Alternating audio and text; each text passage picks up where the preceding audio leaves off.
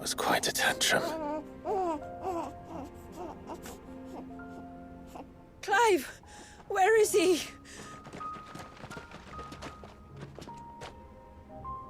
Well, yes.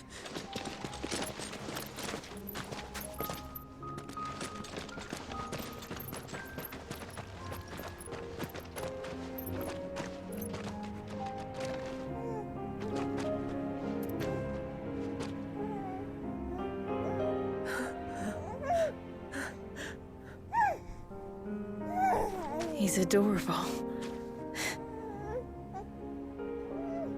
He is now. But did you see him a few moments ago? Clive, I don't know how to thank you.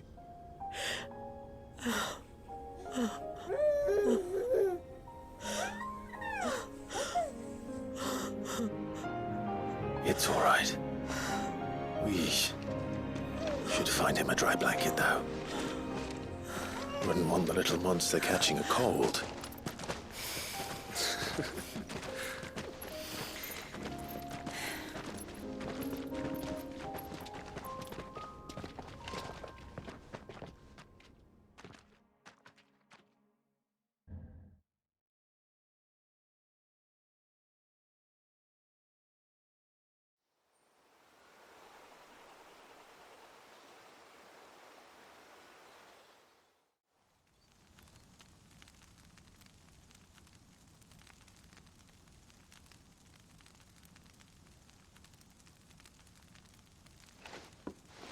There.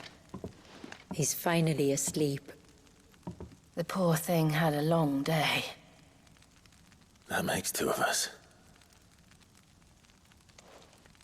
So, what happens now? Now?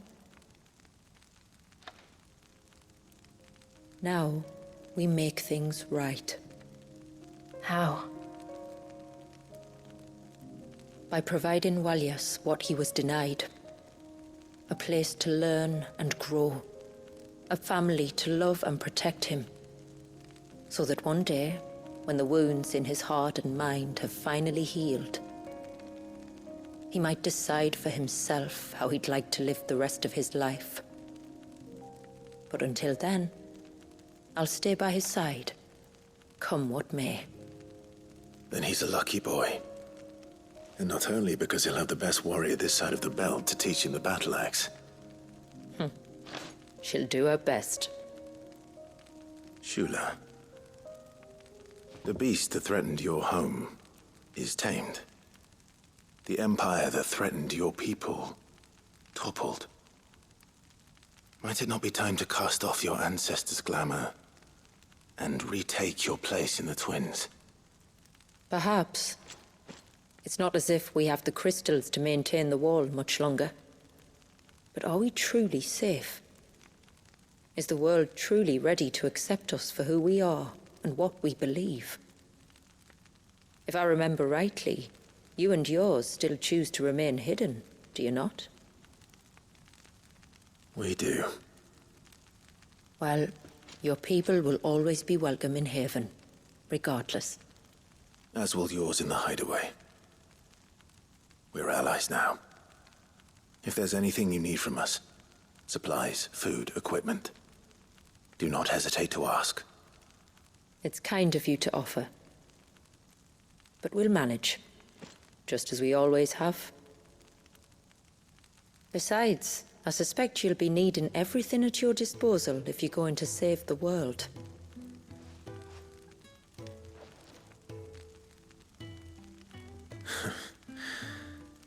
I fear much of it is past saving.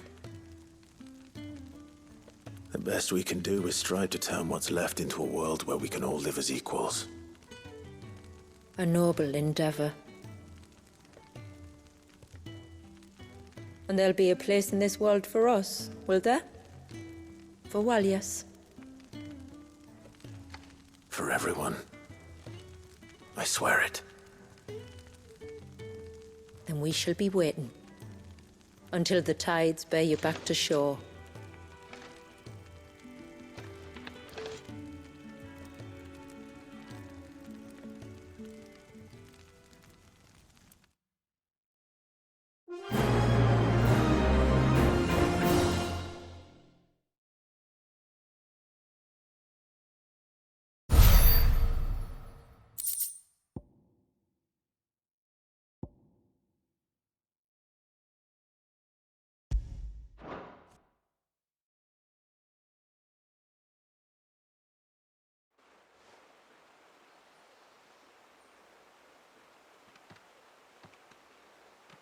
Do you think he'll be all right?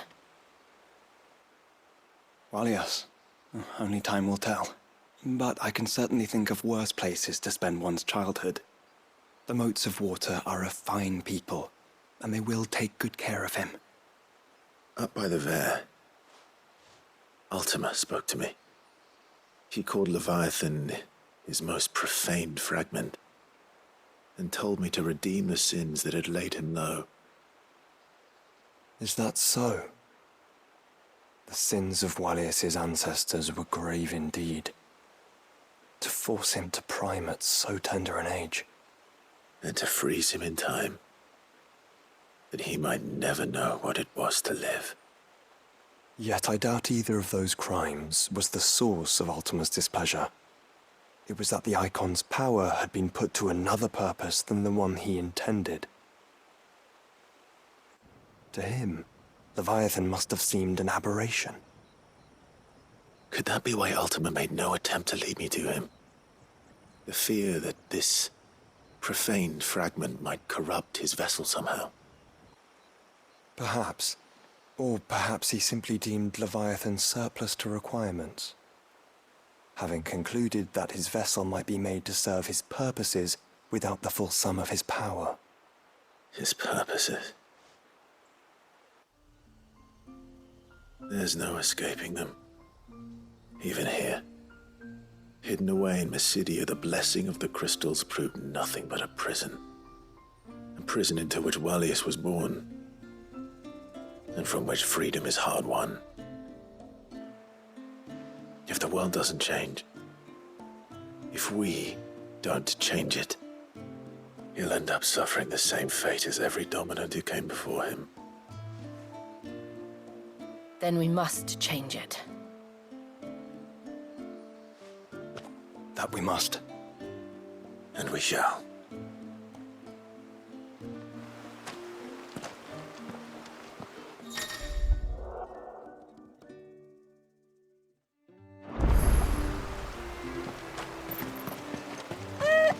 Cid!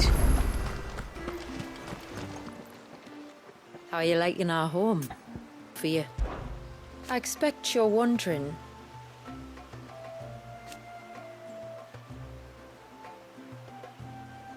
So I shouldered it.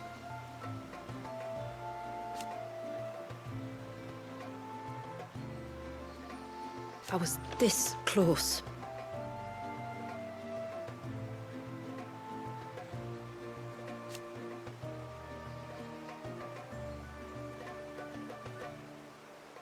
It wasn't easy, though. Thank you, Clive. With Wallius finally free, it's no secret.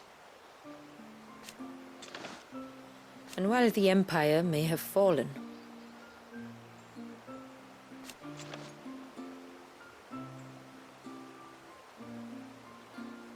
and then what? Fortunately,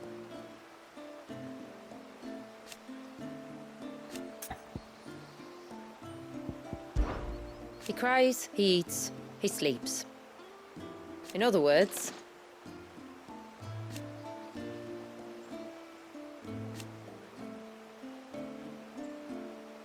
he may have soothed the sap. And even if I don't,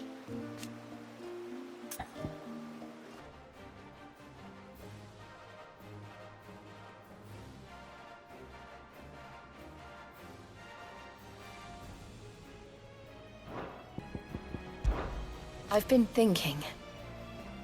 But what of Shiva's dominant? She sacrificed everything. And in so doing, Journeying through Mysidia.